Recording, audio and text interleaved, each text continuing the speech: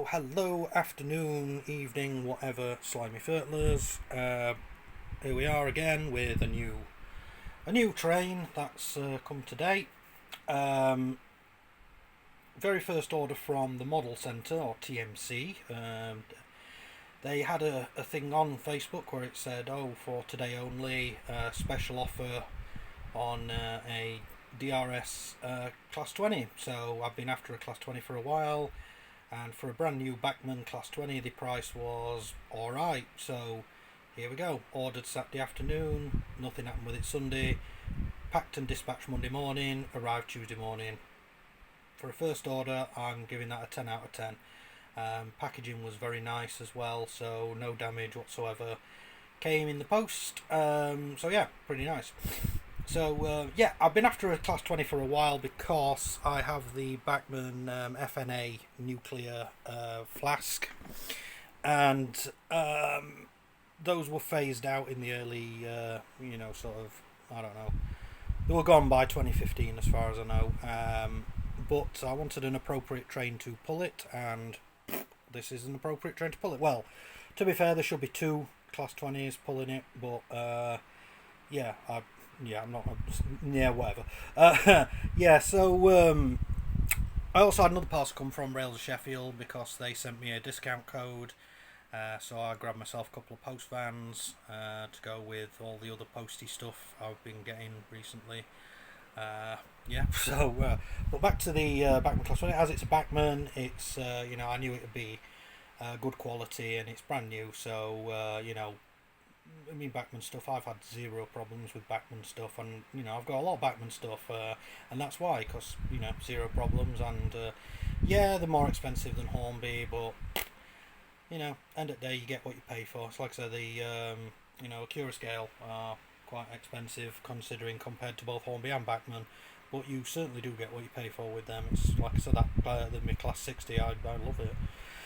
But the Class 20 was one of the earliest diesel engines that was commissioned by British Railways, as it was called back then. It didn't become British Rail until the late 60s, I think it was. But after they decided, basically finished taking stock of everything and then did the modernisation plan, they said, we're going to have to get rid of all these knackered old steam trains that have been knocking about and got a real battering during World War II. There were had them running and running around all the time, and some of them got blown up, some of them were worked to death, and some of them were just really old. They were really old before the war, and they were really, really old after the war and a bit obsolete. So they said, let's have some diesels. Now the Class 20 was one of the first products of this modernisation plan, and they built over 200 of them starting in 1957 and moving all the way through to 1968. There are 25 of them left now as far as I know, some in preservation, some still actually able to work. DRS disposed of all of theirs by, I think it was about 2016. They sold most of theirs to Harry Needle, I think. They had 25 as far as I know, and they sold 15 of them to Harry Needle, and then they scrapped some, I don't know where, but so it's a bit of a weird old engine, this is, because as we can see, it looks odd. This is actually the front, if you would say it's got a front and a back. This is at the front. It's got the proper windscreens in it and everything. And this is the back, even though it looks like it should be the front, but it's not.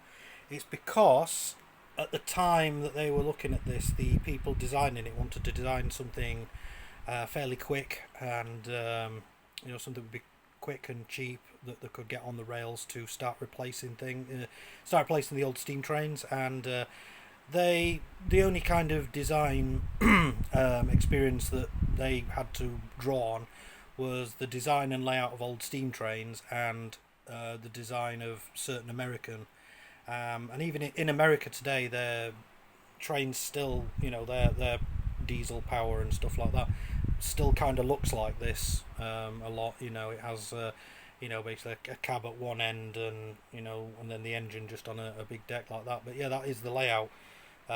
Cab here, and then all this bit here is, you know, engine and generators and stuff like that.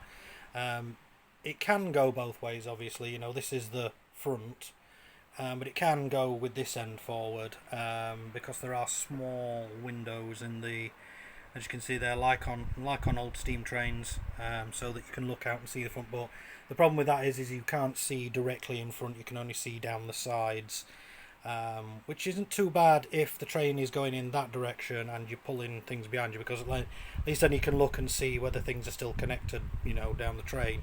But if you're going in that direction and you try and look, and you know there's somebody stood like here or something stood here, you're going to smash into it, you know. But yeah, but it's a very old-fashioned type design, but nonetheless it was effective, and it was good for the time. And it's like I said, there's still some of them trundling about now, even though it's a very old design. I mean, bloody hell, you know, 1957 was when the first one rolled off the production line, and you know, it's now 2026 and it's still going. So yeah, but yeah, anyway, this one, it's got, because it's Bachmann, it's got fairly nice detailing, and we can see the tampos and everything on here with the number 20309 is still in existence as far as I'm aware. It's not one of the ones that's been scrapped. But yeah, we've got the stuff there. The grab rails by the doors are just moulded on, as are the grab rails on the top here. They're just moulded on, but they're picked out so well that when I first spotted them, I thought it was actually wire.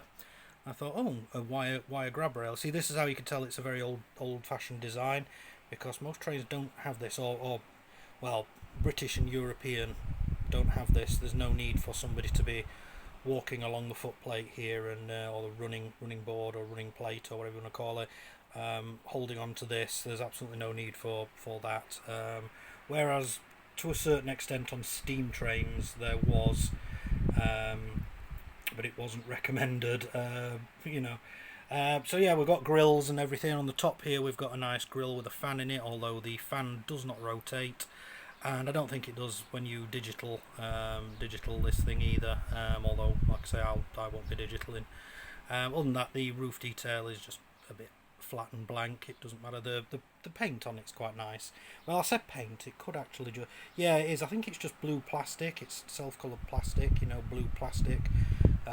The only kind of paint apps on it are the silver bits, and then there's that red pinstripe running along, and then the tampos of all the little things. We've got stuff under here, nice detailing under here, you know, there's cables and leads, and then you know, a box there with warning symbols on it.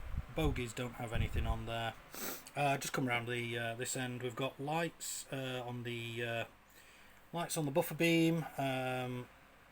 When it's going in the direction, when it's going in that direction, the lights here are red. When it's going in that direction, the lights here are white. And same at this end. When this is going forward, white lights. When it's going backwards, red lights. We do have sprung buffers. Like I say, that's a thing that some people proper get off on, is sprung buffers. This one did have a full set of sprung buffers, unfortunately. The CAT controller decided to jump up to have a look and got in the train's way, and it fell off and broke one of the buffers. And I'd had it literally about, I don't know, half an hour at that point. So I had to glue the buffer back on, and it's not glued back on very well. Yeah, weren't happy about that. But yeah, I mean, it ran fine straight out of the box,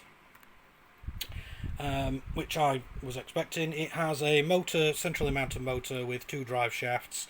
So the bogies are, all the wheels on it are driven, and all the wheels pick up as well. So, you know, it's got plenty of power in it.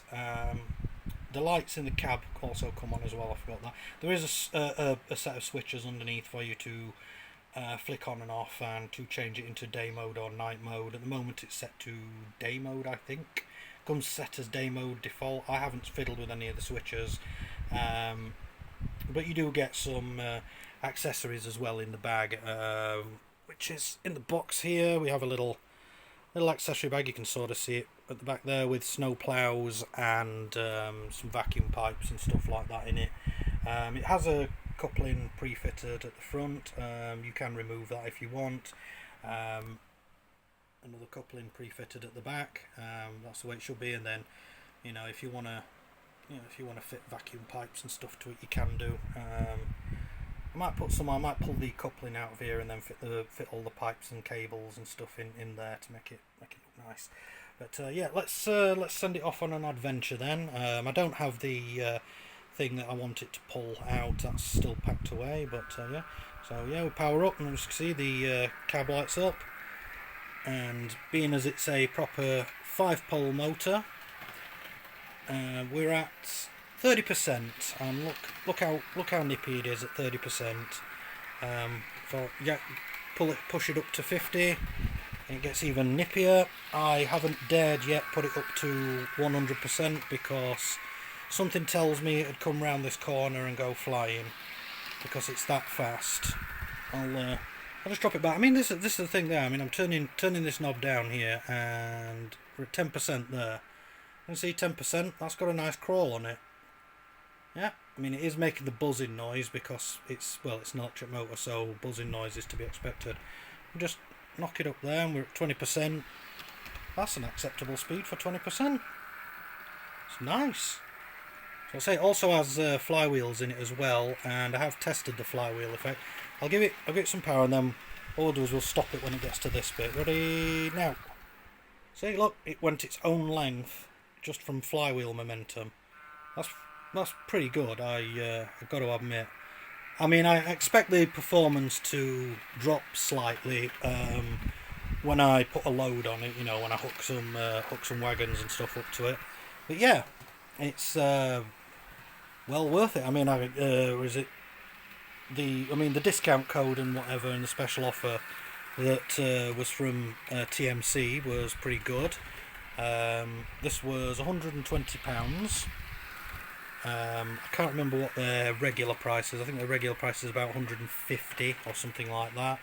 But yeah, this is a cracking little thing, and you know, it's a diesel, so it goes well in my thing. And then it's like I say, I've got the nuclear flask for it to pull, so there we are. I mean, it looks really nice going along there, and it's, like I say, it's a lot quieter than the old Hornby Lima 47 there. It's you know, it's like I say, you get that. Hang on, let's put some juice with that. You can hear that one because of the Ringfield motor, whereas you know, this little thing, it's got a proper modern 5-pole motor in it. And surprisingly, it's like I said, even though it's spinning, the motor's spinning 2 drive shafts, there's no rattle from the drive shafts either, so they're seated in quite well, and hopefully there'll be plenty of years of service before they need anything doing to them, which I hope they don't, because that will be a pain in the arse having to fix all that. So yeah, Bachmann Class 20, well, it's actually a Class 20/3. But Bachmann Class 20 is a definite recommend. Just don't pay too much for it, you know. Like I say, 150 is alright, 120 is better. If you can get it cheaper than that, get one. But make sure you get a Bachmann one and not a cheapo old Lima one, because yeah, Ringfield motor and that won't be as nice as this. Anyways, till next time.